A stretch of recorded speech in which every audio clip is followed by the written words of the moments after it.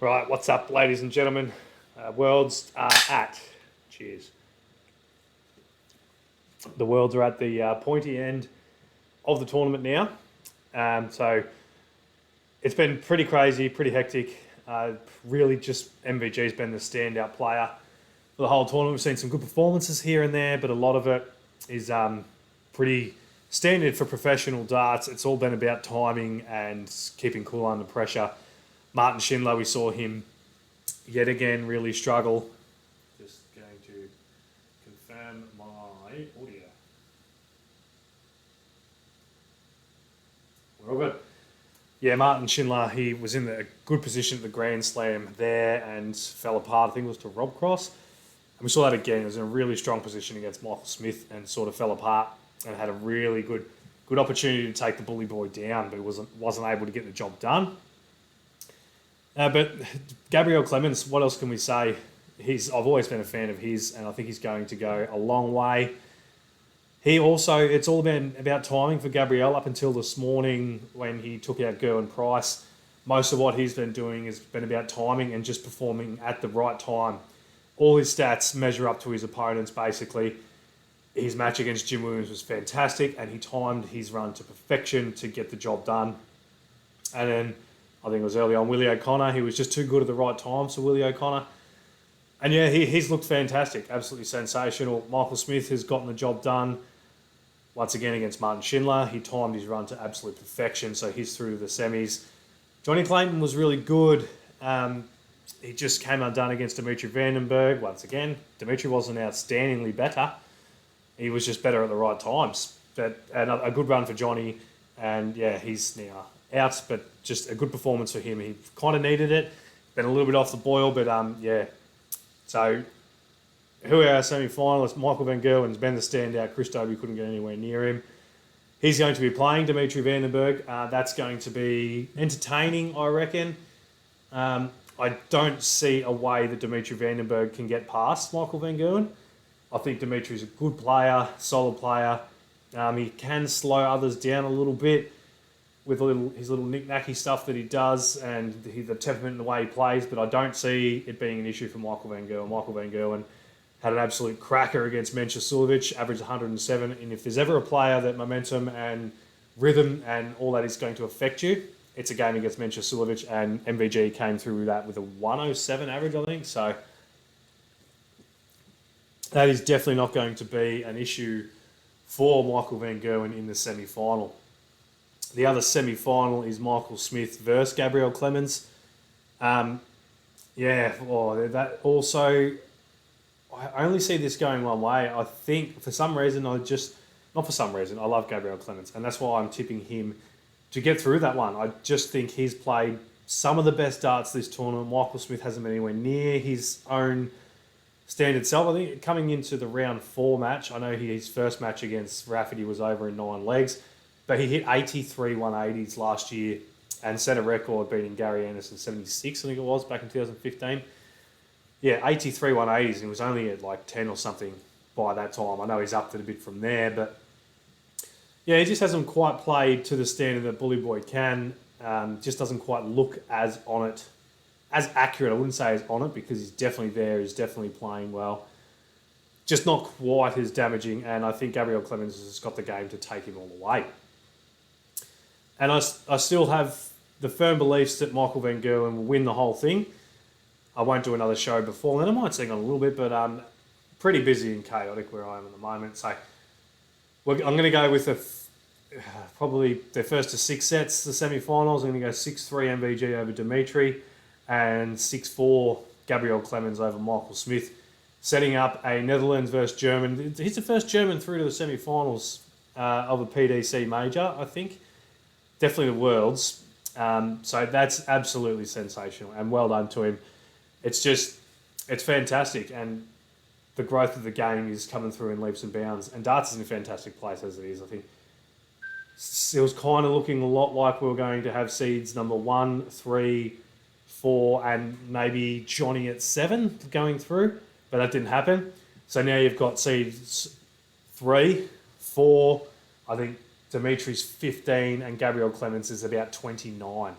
So that's where the world's at. is Dimitri Vandenberg the 15th ranked player in the world at the moment?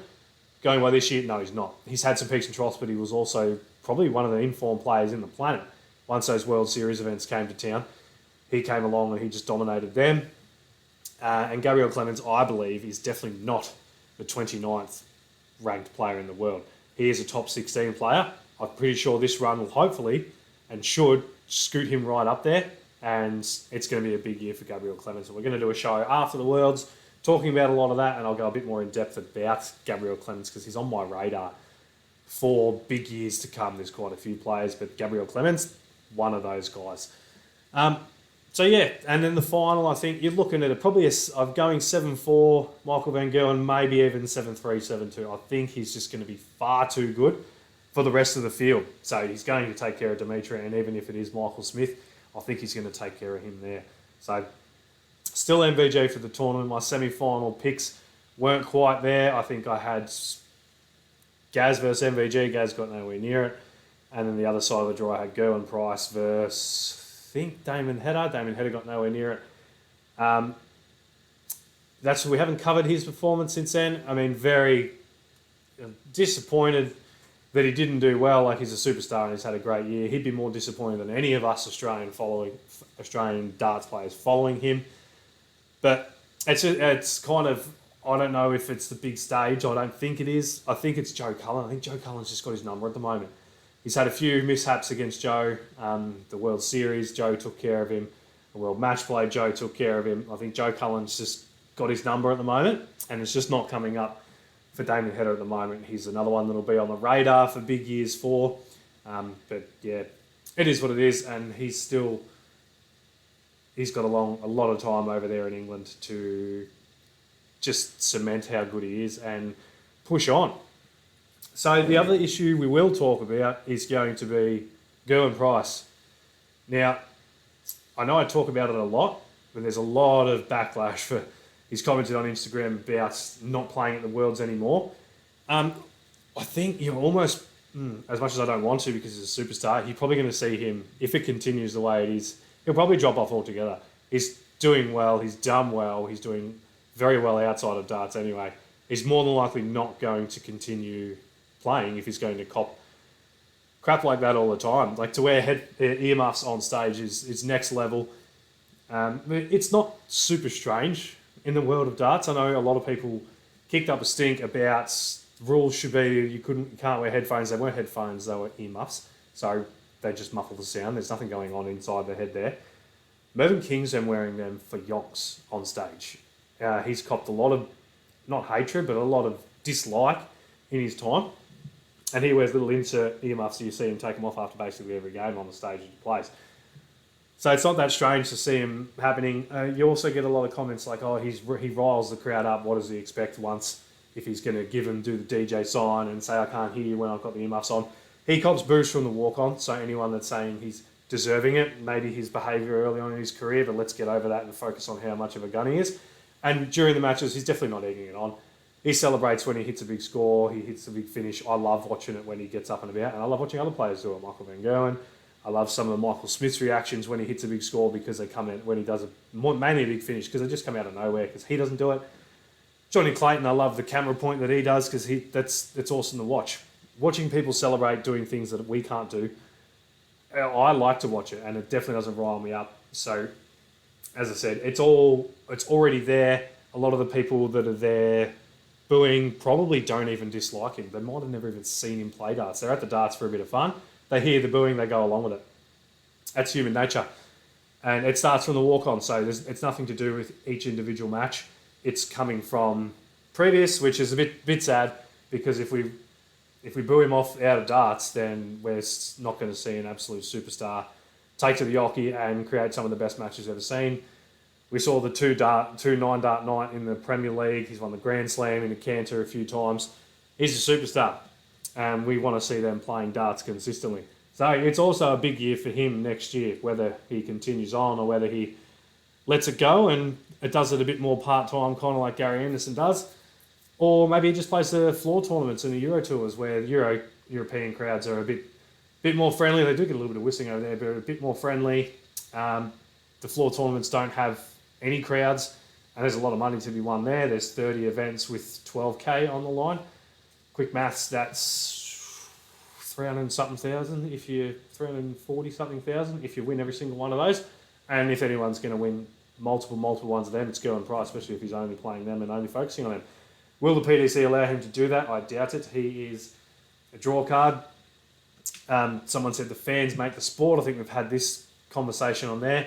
It doesn't give you the right to abuse and belittle people. Some of the comments he cops are quite disgusting.